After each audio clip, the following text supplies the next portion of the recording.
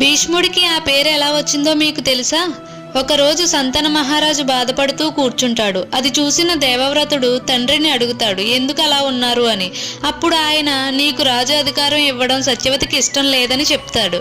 దానితో గంగాపుత్రుడైన దేవవ్రతుడు తాను ఎప్పటికీ రాజు సింహాసనాన్ని అధిష్ఠించనని, జీవితాంతం బ్రహ్మచర్యం పాటిస్తానని భీష్ముడు భీష్మించు కూర్చుంటాడు. దానితో ఆ తండ్రి, ఈ లోకం నిన్ను భీష్మ అని పిలుస్తుందని చెప్తాడు. అప్పుడు దేవతలు భీష్ముడిని ఆశీర్వదిస్తారు. ఈ విధంగా దేవవ్రతుడికి భీష్మ అని పేరు వచ్చింది. భీష్ముడికి ఆ పేరు ఎలా వచ్చిందో మీకు తెలుసా? ఒకరోజు సంతన మహారాజు బాధపడుతూ కూర్చుంటాడు. అది చూసిన దేవవ్రతుడు తండ్రిని అడుగుతాడు, ఎందుకు అలా ఉన్నారు అని.